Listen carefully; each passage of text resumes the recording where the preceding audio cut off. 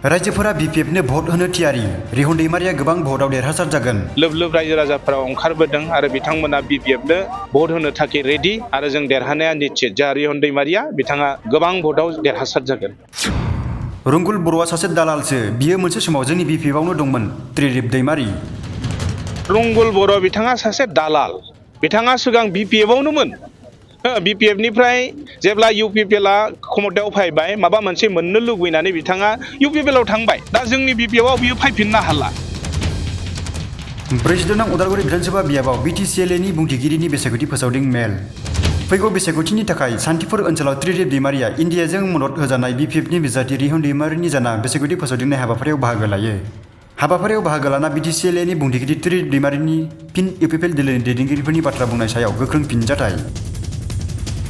रुंगुल बर'आ सासे दालालसो, बियो मोनसे समाव जोंनि बिपिएफआवनो दंमोन। बियो दा जोंनि बिपिएफआव फैफिननो हाला। लोगोसे अबिनाश दैमारियाबो सासे दालाल, कारेन्ट होगोन होननानै गामि गामि हाबनानै फैसा खांनानै जादों। बिटिसिनि बारग' लेङाइ गाहाय मावफुं सोद्रोमा गबिन्द बसुमतारिया जेबो खामानि मावनो हायाखै। रायजो राजाफोरा बिपिएफनो भट होनानै देरहाहोगोन होननानै बिटिसिएलएनि बुंथिगिरि त्रिदिप दैमारिया ओरैबायदि बुङो। रायजो राजानि अनसायनायखौ जों बाख्नायनांगोन।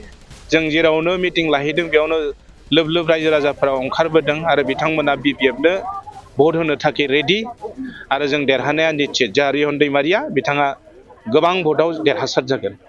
बारग' डिपुटि चिफआ बुंदों बिपिएफ दोलोआ रायजो राजाफोरनि जेंनाखौ बोस्रांनाय नङा आरो जौगाथायनि खामानि मावनाय नङा होननानै मा बुंगोन नोंथाङा?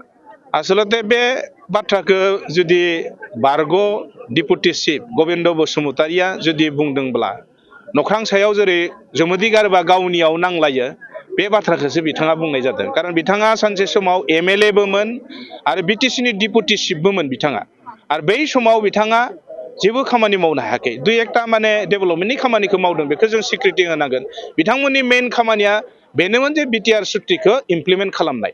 नाथाय जों क्षमतायाव हायनाय लोगो लोगो बिटिआर सुक्तिखौ इमप्लिमेन्ट खालामनायनि थाखाय जों नाजागासिनो दङ। आरो एनडिपिफोरा जाय जेलाव दङ, माने जायफोरा जाबजीबन कारादन्ड हास्ति मोननायनि जिथु भार्डिक जाबाय, बिथांमोनखौबो जों सखानायनि थाखाय बेबस्थाखौ जों लाबाय थादों। रुंगुल बर'आ बुंदों बिपिएफ दोलोआ लाइमोनफोरखौ थगायदों होननानै मा बुंगोन नोंथाङा? बिपिएफ दा दोलोखौ रुंगुल बर' बिथाङा सासे दालाल, बिथाङा सिगां बिपिएफआवनोमोन। बिपिएफनिफ्राय जेब्ला इउपिपिएलआ क्षमतायाव फैबाय माबा मोनसे मोननो लुबैनानै बिथाङा इउपिपिएलआव थांबाय। दा जोंनि बिपिएफआव बियो फैफिननो हाला। दायो बिथाङा नायबानो जाबाय जे जा लाइमोनफोरखौ संस्थाफोरनि थाखाय जों जिथु 2 लाख होदों बेखौथ' जों होबायानो। बेयाव मा थगायनाय जादों? आरो जों बे बोसोरसेनिल' नङा, बियो फैबाय जोंहा बे 5 बोसोर कन्टिनिउआस बे थाबाय थागोन। बे एजेन्डाया जोंहा दोङो आरो संस्थापन लाबोनो थाखाय जोङो इयुथफोरनो स्किल बेसआव जोङो 2 लाख थाखाखौ होगोन। बेसेबांसो बारा भटआव देरहागोन रिहन सारा? बेखौथ' जों माने अनुमान जोङो नायबोलियाव 20,000 भटआव जों आरामसे जिखिगोन। आसलते बिथांमोना फाग्ला जाबाय। आबुल थाबुल बाथ्राफोरखौ बुंनानै रायजो राजाफोरखौ बिथांमोना कनफिउज खालामनो नागिरदों। जोंहा जय भारतजों खुनु सम्पर्कआनो गैया। चरण बरुवा दिनैनि तारिखाव 100% देरहागोन।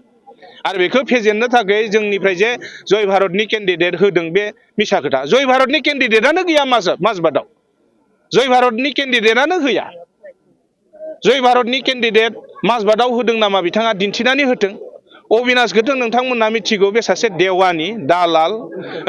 गोदो बिथाङा गामि गामि थांनानै कारेन्ट होगोन होननानै गामि गामि फैसा खांनानै दिनैनि तारिखाव कारेन्टनि खामानिखौनो बिथाङा मावनो हायाखिसै।